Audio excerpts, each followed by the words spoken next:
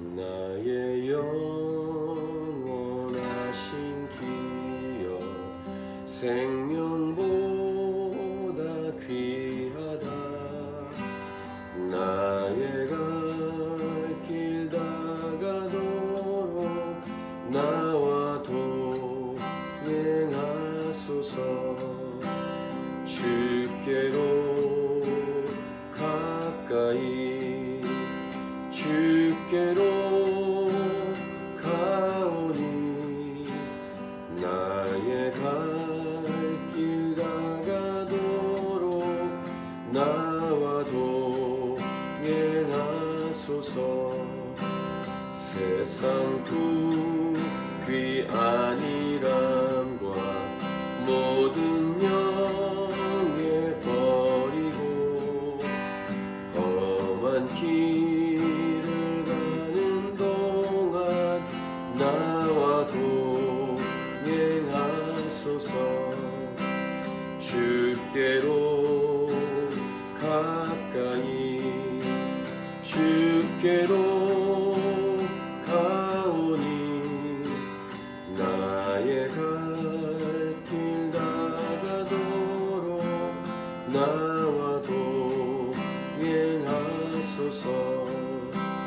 어두운 곳짝 지나가며 험한 바다 건너서 천국 문에 이르도록 나와 동행하소서. 주께로 가까이 주께로 가오니 나의 갈 길 다가도록 나와 동행하소서. 모든 인간은 다 죄인입니다. 한 사람도 예외가 없습니다. 오직 인간의 몸으로 오신 예수님 외에는 모두 다 죄로 인해서 죽을 수밖에 없죠. 이런 인간에게 곧 영원한 멸망으로 들어가야 하는 인간에게 하나님은 사랑과 은혜를 베풀어 주셨는데, 그것은 곧 구원의 문을 십자가로 활짝 열어 놓으신 것입니다. 죄의 특징은 하나님을 몰라보거나 하나님을 무시하고 하나님이 아닌 다른 존재를 하나님으로 섬긴다는 것입니다. 곧 죄인들은 우상 숭배를 하는 존재들입니다. 하나님께서 주신 10계명 중에서 특별히 첫 번째 계명이 너는 나 외에 다른 신을 내게 두지 말지니라 라고 첫 번째 계명으로 주신 이유도 여기에 있습니다. 죄인인 인간의 공통점은 우상을 숭배한다는 것입니다. 우리는 지금 예레미야를 통해서 남유다의 멸망에 관한 메시지를 계속 묵상하고 있는데, 이 멸망에 관한 이유, 이 죄의 핵심은 우상 숭배라는 것을 우리가 계속 말씀을 통해 확인하고 있습니다. 1절과 2절입니다. 1절, 유다의 죄는 금강석 끝 철필로 기록되되 그들의 마음판과 그들의 제단뿔에 새겨졌거늘. 여기 이제 마음판이라고 이 단어를 쓸 때 성경에 마음판은 언제 많이 사용되냐면 하나님의 말씀을 마음판에 새기라. 잠언 3장 3절이라든가 잠언 7장 3절 등에서 그런 표현을 씁니다. 하나님의 말씀을 마음판에 새기라. 오늘 본문 1절에서 나오는 내용은 죄입니다. 죄가 새겨졌다는 것입니다. 금강석 끝 철필이라고 되었을 때는 지울 수 없을 정도로 확실하게 새겨진 죄라는 의미입니다. 금강석은 다이아몬드의 원료입니다. 금강석 끝 철필로 기록되네. 확실하게 기록된 유다의 죄다. 지울 수 없다. 감출 수 없다라는 것입니다. 그리고 제단뿔에도 유다의 죄가 새겨졌다라고 말할 때, 제단이라는 곳은 제물을 드리면서 죄를 속하는 곳, 죄의 용서함을 받는 곳인데, 그러한 제단뿔에 유다의 죄가 새겨졌다고도 표현하고 계십니다. 자, 어떤 죄인가? 2절, 그들의 자녀가 높은 언덕 위 푸른 나무 곁에 있는 그 제단들과 아세라들을 생각하도다. 우상 숭배입니다. 죄의 주된 내용은 우상 숭배입니다. 우상 숭배는 무엇이냐면 하나님 외에 자신이 가장 좋아하고 가장 사랑하는 모든 것이 우상 숭배입니다. 하나님을 사랑한다고 하지만, 좋아한다고 하지만 하나님만큼 하나님보다 더 좋아하고 사랑하는 모든 것들은 다 우상 숭배입니다. 그래서 특정한 종교가 아니더라도 모든 삶 속에서, 모든 인간의 삶 속에서 우상 숭배는 발견됩니다. 이런 우상 숭배의 죄에 대한 하나님의 반응은 당연히 심판입니다. 3절 4절을 보시면 들에 있는 나의 산아 네 온 영토의 죄로 말미암아, 우상 숭배에 대한 내용입니다. 내가 네 재산과 네 모든 보물과 산당들로 노력을 당하게 하리니 내가 네게 준 네 기업에서 네 손을 뗄 것이며 또 내가 너로 하여금 너의 알지 못한 땅에서 네 원수를 섬기게 하리니 이는 너희가 내 노를 맹렬하게 하여 영원히 타는 불을 일으켰음이라 라고 기록을 하고 있습니다. 죄에 대한 하나님의 조치, 하나님의 반응은 심판입니다. 심판의 내용은 무엇이냐면 오늘 3절과 4절에서 다 빼앗아 가신다는 것입니다. 하나님이 주신 것들인데 그것을 다 빼앗아 가십니다. 그 다음 알지 못한 땅에 가서 원수를 섬기게 하십니다. 빼앗기게 하시는 이유가 무엇일까? 묵상해 보면 그 가진 것, 하나님이 주신 것들로 하나님을 위해 사용하지 않고 우상 숭배에 사용했기 때문입니다. 그러니까 이것을 역으로 우리에게 메시지로 묵상한다면 하나님이 주신 것들, 모든 게 다 하나님이 주신 것들이죠. 하나님을 위해서, 그리고 하나님의 뜻을 위해서 사용하라 라고 메시지로 정리할 수 있겠습니다.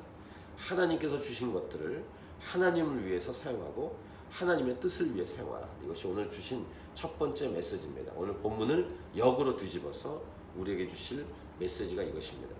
하나님이 주신 것들, 말씀드린 것처럼 모든 게 다 하나님이 주신 것들입니다. 이 말은 이 땅에 존재하는 모든 것을 통해서 하나님의 영광을 위해서 사용하는 것입니다. 먹든지 마시든지 하나님의 영광을 위해서 살라. 이렇게 사도 바울도 우리에게 권면하고 있는데 우리의 몸조차도 하나님 것이고 우리에게 지금 사용하고 있는, 내가 사용하고 있는 모든 것들도 하나님이 주신 것이고 또 우리가 살아가는 이 땅도 모든 게 다 하나님이 주신 것입니다.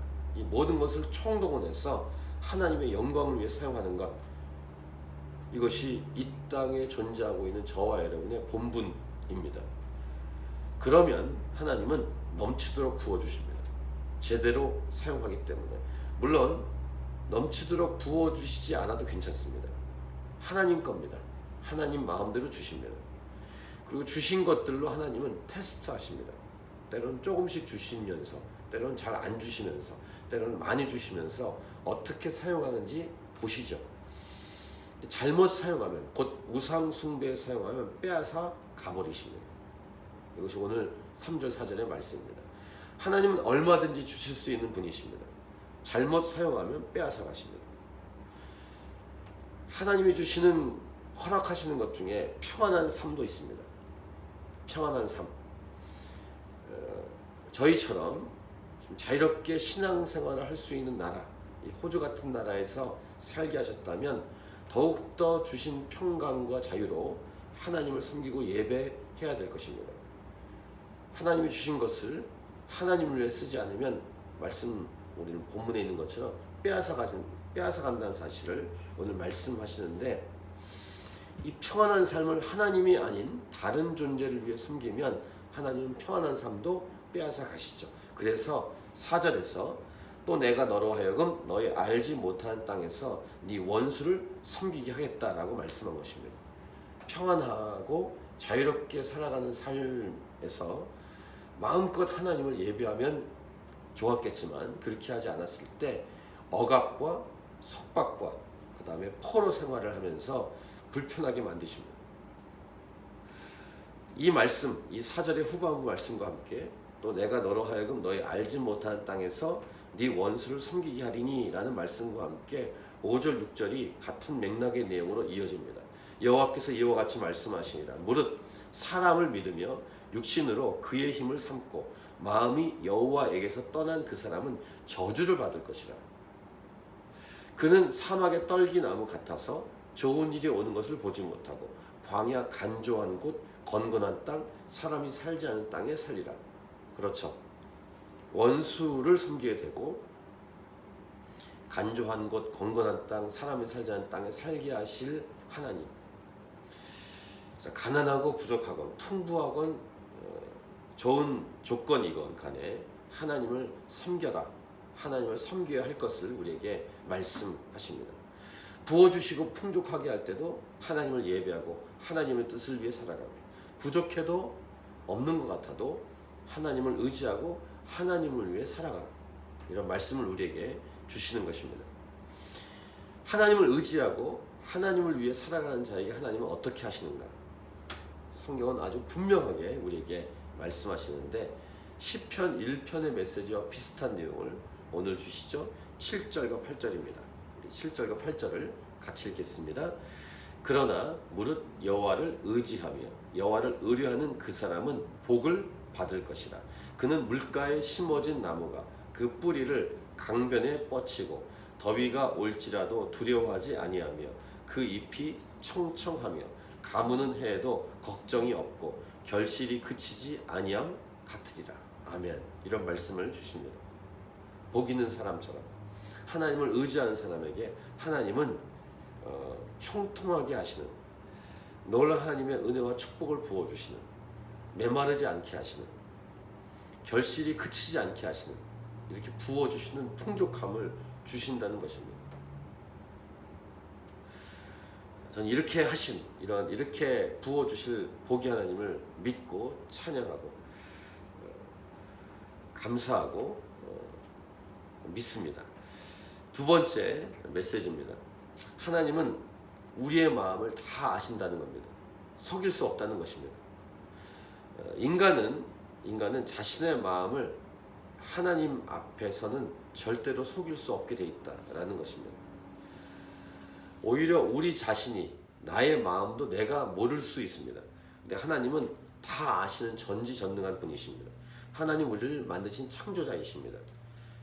9절 10절 만물보다 거짓되고 심히 부패한 것은 마음이라. 누가 능히 이를 알리오마는.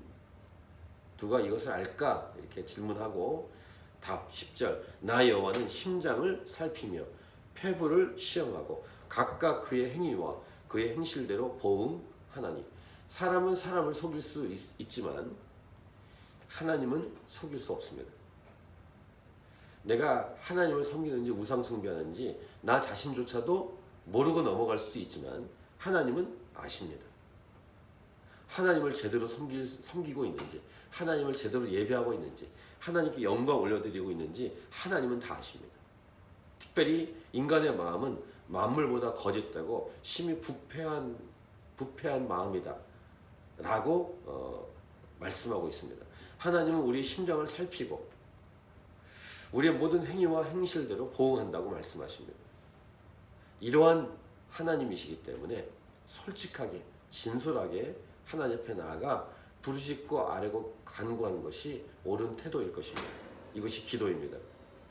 마지막 11절은 이렇게 말씀합니다.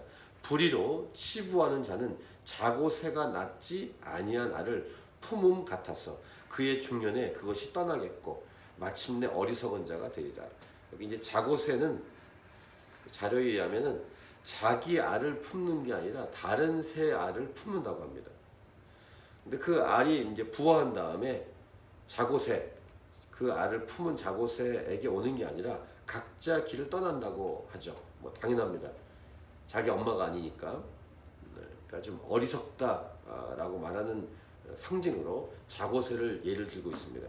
결국 이 부화한 그 새끼들이 다 각자 길로 가기 때문에 이 자고새에게 속한 새끼들은 없는 것입니다. 자기 것이 하나도 없는 그런 어리석고 헛된 일을 한 이런 자고새처럼 불의로 치부하는 자는 모든 것이 다 떠나간다, 없어진다, 그리고 어리석은 자가 될 것이다 라고 비유하는 말씀입니다. 즉 불의로 치부하는 자가 어리석다고 말씀하시는 것처럼 우상 숭배하는 자가 이와 같다는 비유의 말씀입니다. 자, 어떻게 해야 될까? 다른 것 엉뚱한 존재에게 나아가거나 엉뚱한 존재를 의지하지 말고 오직 하나님만을 예배하고 섬기라. 이것이 오늘 세 번째 메시지입니다. 하나님을 예배하고 섬기는 사람은 복을 받고 어리석지 않고 지혜로울 것입니다. 우상 숭배한 자는 다 어리석다라고 성경은 말씀하고 있습니다. 하나님을 예배하고 섬기면서 하나님 백성이 되면 어떤 축복이 있습니까? 하나님의 것을 누릴 수 있습니다. 하나님의 것이 나의 것이 됩니다. 이것이 하나님을 예배한 자가 누리게 된 축복입니다. 하나님에게 있는 모든 것이 결국 우리의 것입니다. 이것이 하나님의 백성, 하나님을 섬기고 예배한 자의 축복입니다. 반대로 우상 숭배하는 자는 헛된 짓, 어리석은 행동을 하는 것이고 아무것도 남지 않습니다. 오직 하나님을 예배하고 예배함으로 풍성한 삶을 누리고 살아갈 수 있다라는 것입니다. 하나님의 승리가 나의 승리가 되고 하나님의 복이 나의 복이 되고 하나님에게 있는 것들이 다 우리의 것이 되는 진정한 승리를 누리게 되는 그런 삶이 바로 하나님을 예배하는 예배자들에게 주시는 축복입니다. 자, 우리 캔버라 하나님이 찾으신 교회, 우리 모든 성도들이 하나님을 전심으로 예배해서 하나님이 주신 놀라운 축복 가운데 살아가는 그런 놀라운 삶이 계속 이어져 갈 수 있도록, 그리고 이런 축복을 흘려보내는 축복의 통로로 살아갈 수 있기를 간절히 기도합니다. 오늘도 하나님께, 우리의 모든 것을 아신 하나님께 간절히 기도하면서 개인적으로 주 앞에 나가는 귀한 시간이 되실 수 있길 바랍니다. 계속 기도하겠습니다.